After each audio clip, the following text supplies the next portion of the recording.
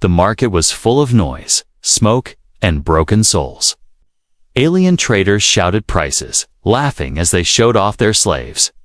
Some were strong, some were young, but most were silent, too scared to speak, in the darkest corner of the slave pens. A girl sat alone. Her blue skin was smooth and glowing, but her eyes were tired. Long red hair fell around her face like a curtain. Hiding the fear in her eyes, cybernetic lines ran along her neck and shoulders, glowing faintly in the dim light. Her name had been taken. Her clothes were little more than shiny cloth and chains. She was called only property number 87. The guard said she was a personal unit. Trained to obey, she didn't speak unless spoken to. She didn't fight. She had learned early fighting only made the pain worse. But that day, someone different. Came a human. He walked through the market with quiet eyes, not laughing, not shouting. He didn't stop at the loud sellers or the cheap bodies. He walked until he stood right in front of her cage. She looked up slowly, expecting the usual hunger in his eyes. But he didn't smile. He just looked at her really.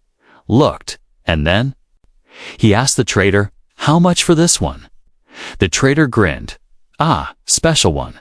This girl. Personal slave, pleasure trained, perfect condition." The human didn't blink. "How much?" 2,000 credits, the trader said. "She's worth every coin." The human paid without a word. He didn't even ask her name. She was unchained and brought forward, her hands shaking. She expected to be dragged or pushed, but instead, the human just nodded toward the exit. "Walk with me," he said, quietly. She followed, head down, silent. This was just another master, she thought. Maybe a kinder one, but still the same in the end. She told herself not to hope, not to dream. They reached his small ship, simple and clean. He opened the door and let her step in first. No chains, no orders, no stairs. Inside there was a seat, a blanket, even a small meal already placed for her. She looked around, confused. "Sit," he said. His voice gentle. She sat, but her body stayed tense. "Eat," he added. "You look like you haven't eaten properly in weeks." She blinked, unsure if it was a trick, but the food smelled real. Her hands shook as she picked up a piece and took a bite. Warm, soft bread, not stale ration packs. "Do you have a name?" he asked after a moment. She shook her head. Slowly, they took it. She whispered, her voice dry, unused. The human nodded. "Then I'll give you one, until you choose your own." He looked at her for a second, then said, "Lyra." She repeated it quietly. Lyra. It felt strange on her tongue, but safe. Warm, like sunlight after too long in the dark. He gave her a small room on the ship, not a cell. She didn't know what to do with a bed, or with privacy. That night, she didn't sleep. She sat on the edge of the bed, watching the door, waiting for the pain to come, but it didn't. No one entered, no hands, no commands, just silence. The next morning, she found clean clothes folded outside her door. A soft shirt, pants not slave silks. She put them on and stared at herself in the mirror. She didn't look like property number 87 anymore. She looked like someone. As days passed, the human his name was Yalan asked her nothing. He let her rest, eat, and walk freely around the ship. She waited for the moment he would change, raise his voice, touch her without asking. But it never came. One evening, she found him working on a small repair under the ship's floor. A pipe had cracked, and steam was rising dangerously. Without thinking, she ran to help him. He looked up, surprised. "You don't have to." He said, "I want to," she replied. That night, something inside her shifted. Not everything was fixed, not yet, but for the first time in her life, she felt something new. Not fear, not pain, but a small spark of safety.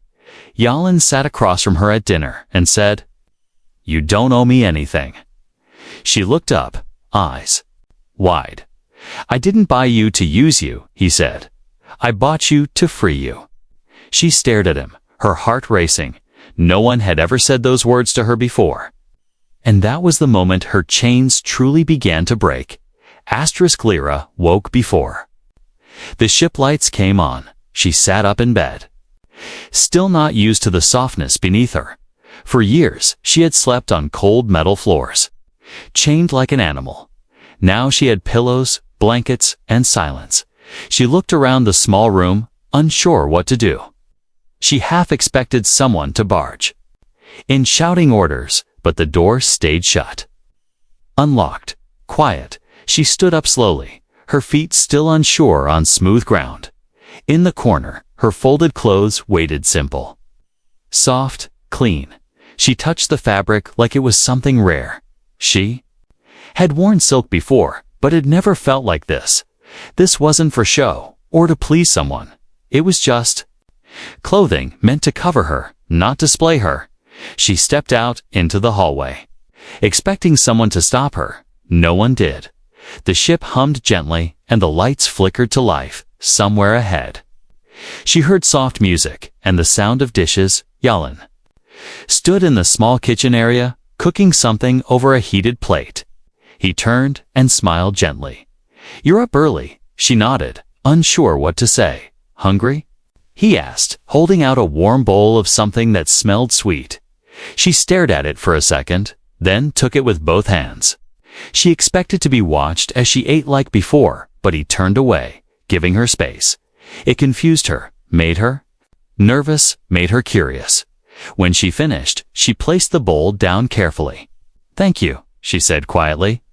"You're welcome," he replied, like it was nothing.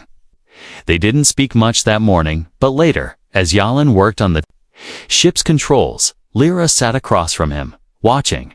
"What are you doing with me?" she asked suddenly. He looked up, confused. "You could have chosen any slave," she said, voice low. "Why me?" Yalan leaned back in his chair, thinking. "I saw your eyes." He said, "You looked like someone who needed to be saved." "I didn't think I could be saved," she whispered.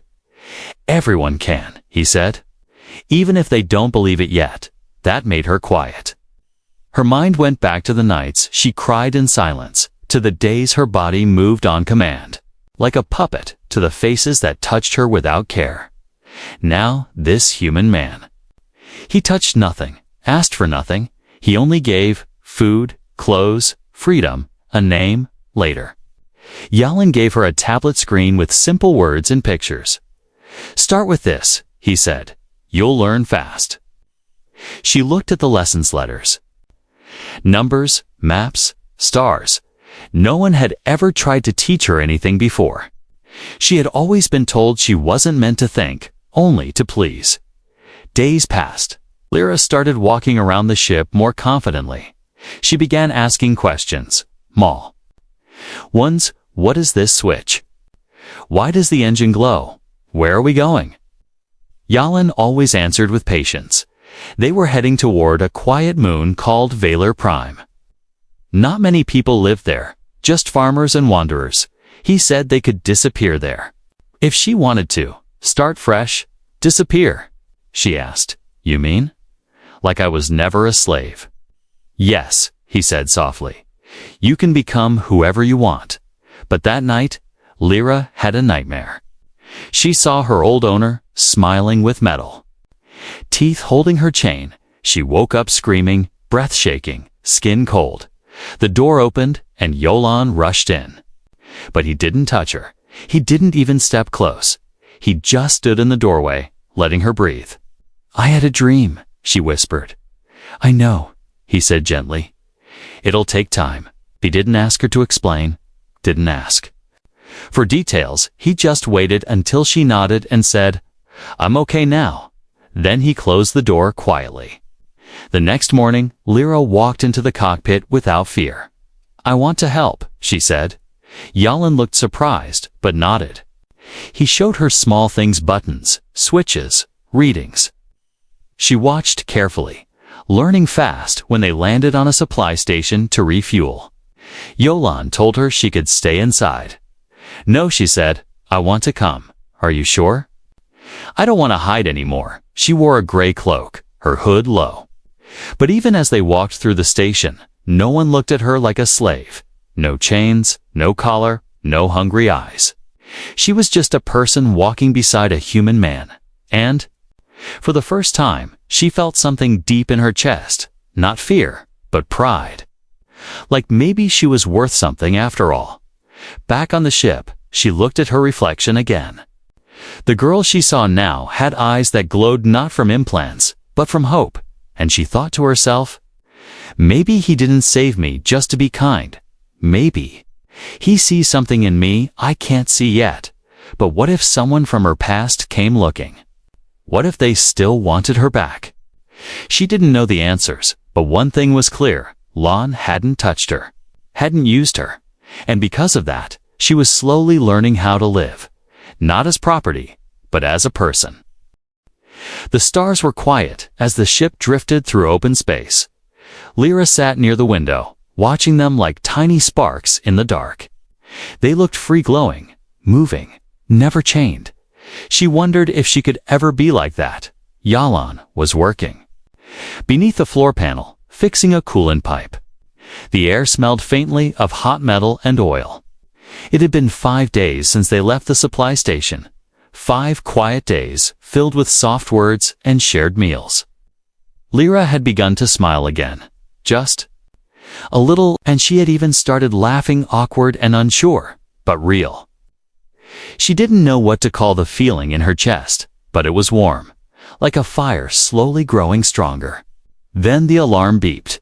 Sharp and sudden, Yalan sat up fast, banging. His head on the panel, Lyra turned to him. "What's that?" He didn't answer right away.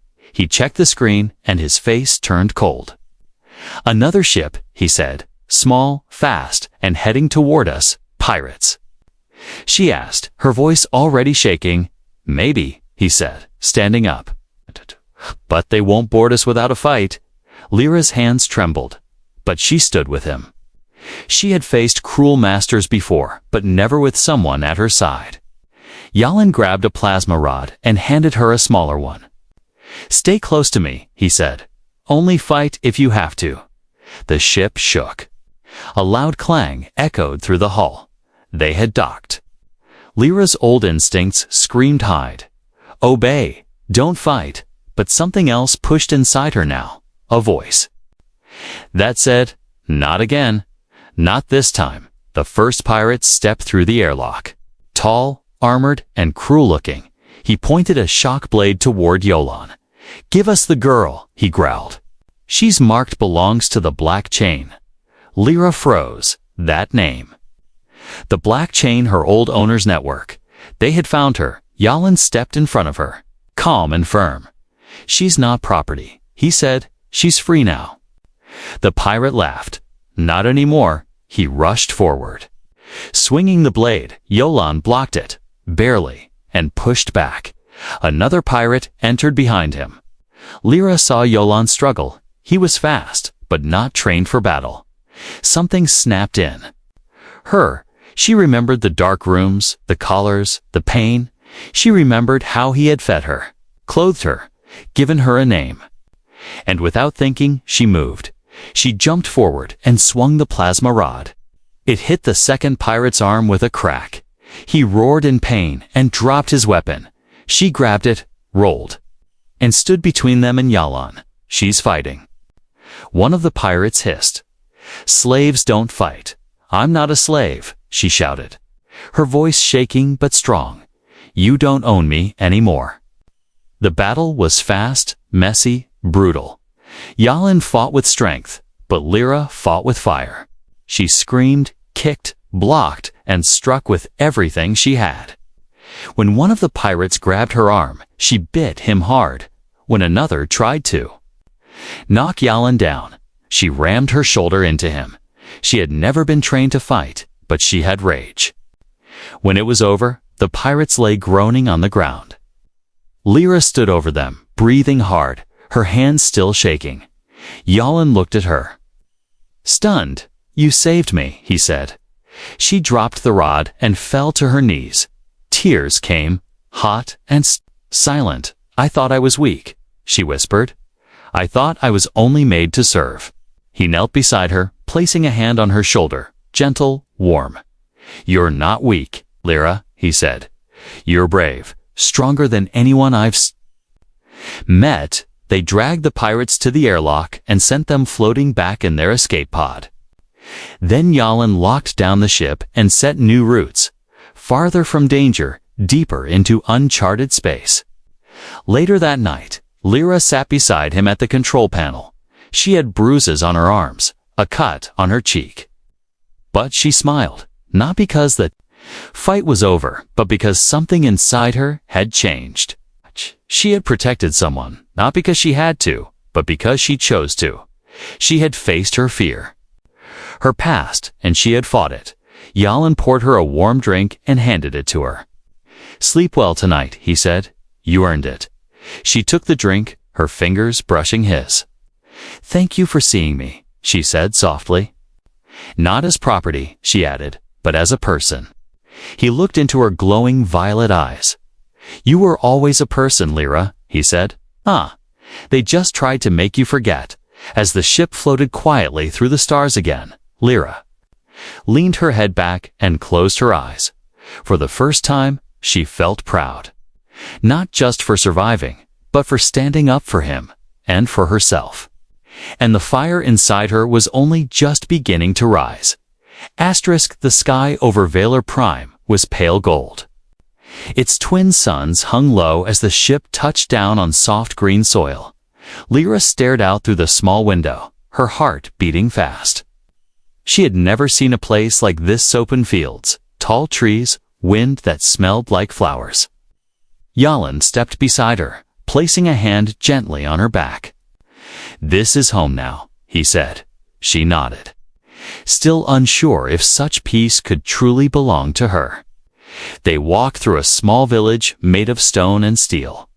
Quiet people nodded as they passed. Nobody stared. Nobody asked questions.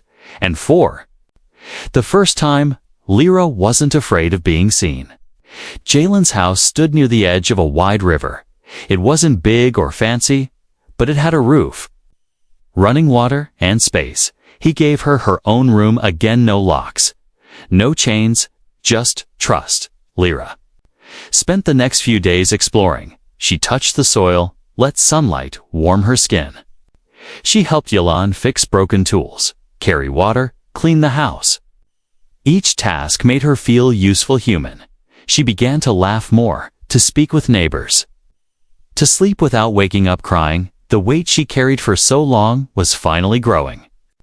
Lighter then, one evening, it returned. Not the chains, not the cell, but a shadow. They were sitting together by the fire. Yalin reading from a worn tablet. Lyra resting beside him with a blanket around her shoulders. Suddenly, the door buzzed. They froze. Yalin stood, his face calm but alert. He opened the door slowly, just enough to see. Outside stood a tall alien with gray skin and a badge pinned to his chest. Yalin Kor. The alien asked, Yes, I'm here on behalf of the Contract Recovery Syndicate.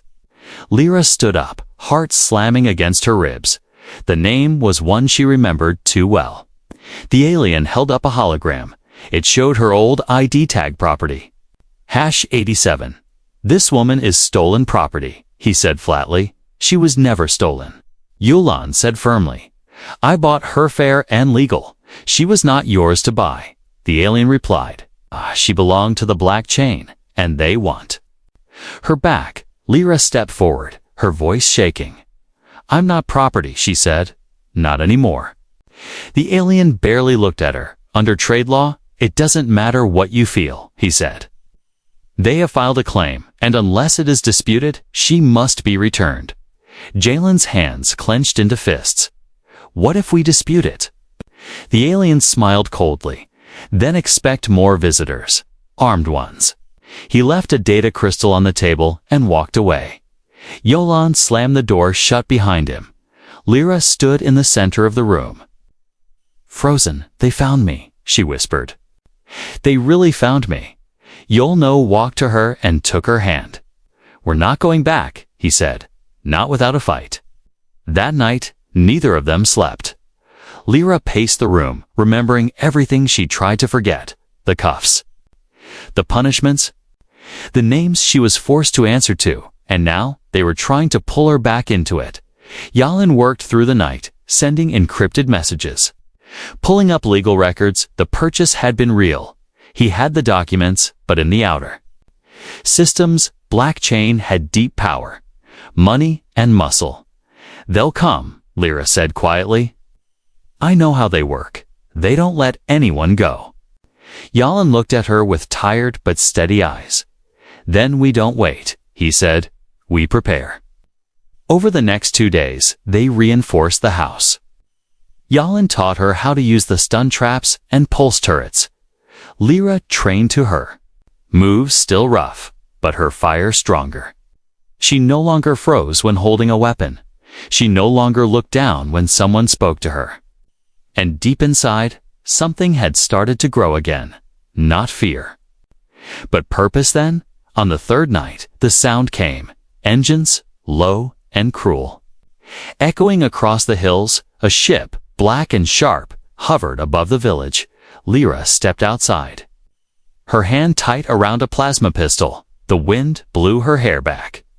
As lights from the ship swept across the grass, Yelan stood beside her, armed and silent.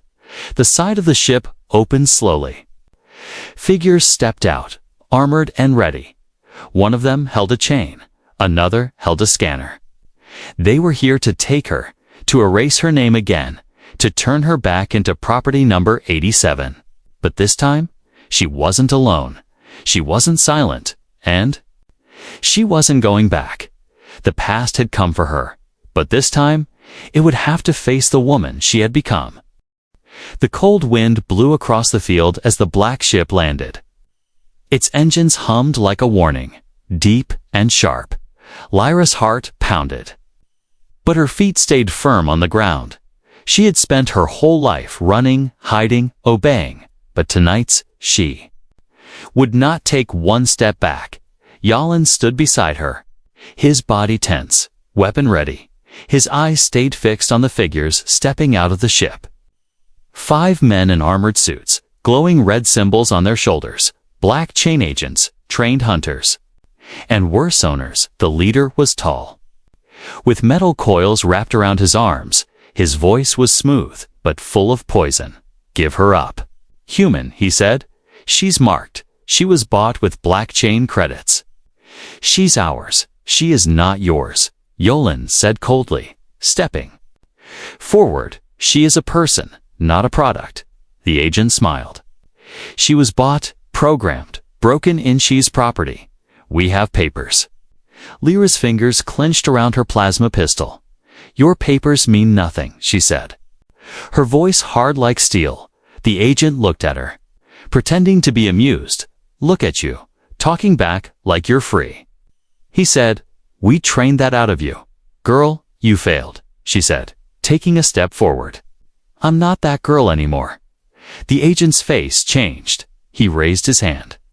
And the others moved in, weapons out. Yolin raised his blaster and fired first. A bright shot cracked through the air and hit one of them in the chest. The fight had begun. Lyra moved fast, dodging a stun dart and firing back. The sound of energy. Blasts filled the night. Lights flashed across the grass, cutting through the dark.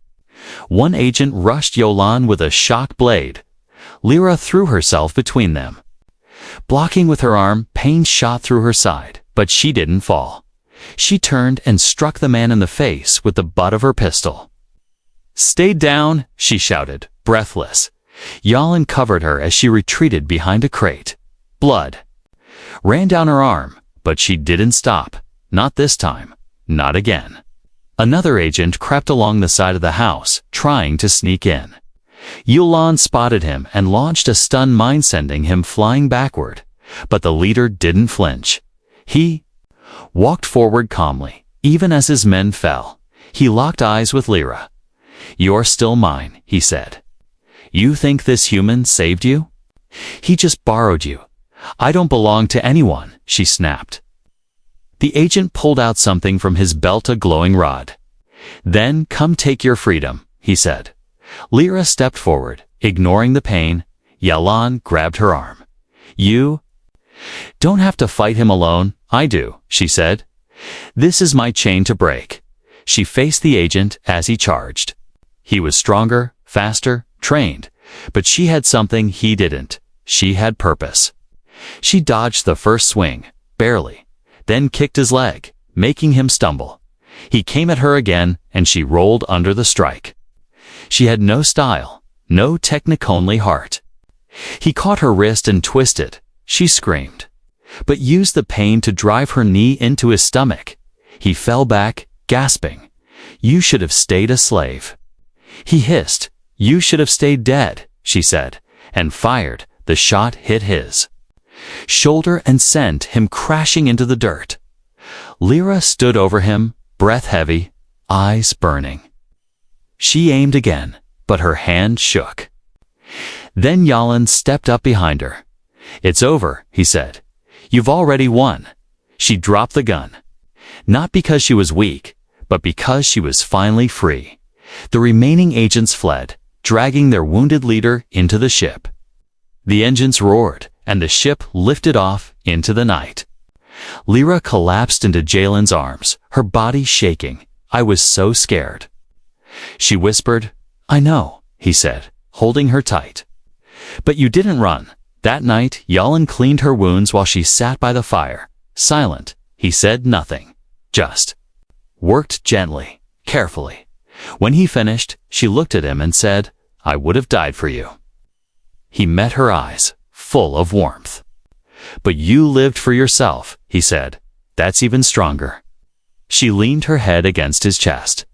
She wasn't just free, she had fought for it, bled for it, chosen it, and Yalan had stood between her and her past, not to save her but to let her save herself, and in that firelight, something deeper began to grow between them, something that no chain could ever break. The sun rose slowly over the hills of Valor Prime. Soft golden light touched the broken ground outside. Jalen's home, scorch marks, still blackened the grass where the agents had landed. But inside the house, it was quiet again. Lyra stood by the window, her arm wrapped in clean bandages. She watched the light fall across her hands, her skin, her scars. It was the first morning in her life where she wasn't afraid of what the day would bring. Behind her, Yalan stirred a warm drink over the stove. He glanced at her and smiled gently. "You should rest," he said. "Your shoulder still needs time." "I don't want to rest," she replied softly. "I want to feel every moment of this day." They sat together in silence. The kind of silence that didn't feel empty. Outside, villagers had begun to repair broken fences, sweep away scorch marks. No one blamed her. No one avoided her. Some even came by with tools and food, offering quiet support. Later that afternoon, a small transport ship arrived. Not from the Black Chain, this one bore the crest of the Colonial Council. 2 officers stepped out, human and neutral-faced. They had come because of Jalen's call. One of them, a woman with gray hair and a scanner, asked gently, "Are you Lyra, previously labeled property number 87? Lyra's voice didn't shake this time. "Yes," she said, standing straight, "I am Lyra." "And I am not property," the woman nodded. "We received the footage, the contracts, and the attack logs," she said. "The Black Chain's claim has been rejected. You are free."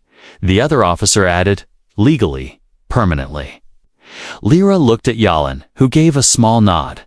It was real now, not just a feeling, but a fact. Freedom written in law, sealed in systems. No one could take her back. Not anymore. The officers handed her a small ID card, her new name printed in silver. "Where will you go now?" the woman asked. Lyra held the card in her hand, staring at it like it was magic. She didn't answer right away. That night, Yalan packed a small bag and left it near the front door. "You can go anywhere," he said. "The council will protect you now, give you credits. A home, a chance to start again. I know, she said quietly. Sitting beside the fire, you don't have to stay here, he continued. I meant what I said before, didn't free you to keep you, Lyra. Looked at him, her violet eyes glowing softly in the firelight. And if I stay? She asked, what does that mean to you? He paused, breathing in slow. It means I'll be honored, he said. But only if it's your choice. She didn't answer then, not with words. She stood and walked outside, letting the night air touch her face. She walked through the field, past the fence, to the river. There, under the stars. She sat down and thought about everything. The girl she had been, the things she had survived. The weight of chains, the silence, the pain, and now, this new life. A house where no one yelled. Hands that only gave. Hush. A name that was hers alone. She could go start fresh on a distant world, or new clothes, live among strangers, but deep in her chest. She felt a warmth every time she looked at Yolan. Not just because he saved her, because he saw her, and she saw him too. He was quiet, strong. A little broken in his own way, but kind, honest, and steady like the earth beneath her feet. When she returned to the house, Yolan was still sitting by the fire. He looked up as she entered. His face calm, not hopeful, just respectful. I'm not going anywhere, she said. Not because I'm afraid, not because I owe you, but because I want to stay. She stepped closer, her voice soft but clear. If I leave, I lose something more than freedom. Yolan stood slowly. What do you mean? He asked gently. I mean, I found something rare here, she said. Not just safety, but peace. She hesitated, then took his hand. I want to build something with you, she whispered. If you'll have me not as someone you saved, but as someone who chooses you. His hand tightened around hers, warm and sure. I would be proud to share this life with you, he said. That night, they didn't speak much. They sat close, the fire flickering, her head resting on his shoulder. Outside, the stars spun above them, but Lyra no longer looked to them as escape. Now, they were just lights in the sky, beautiful. But far away, her place was here, not behind him, not under him, but beside him. She had been a number, a slave, a shadow, but now she was something else entirely. A woman who made her own choice and chose love. The river beside their home flowed gently. Wind moved through the tall trees, and birds sang softly in the sky. It was a quiet morning, the kind Lyra never thought she would live to see. She stood by the water, wearing a simple white dress, holding a small flower in her hand. Behind her, Yolan stood near the edge of the path. He wore clean clothes, his hair combed back, his hands nervous at his sides.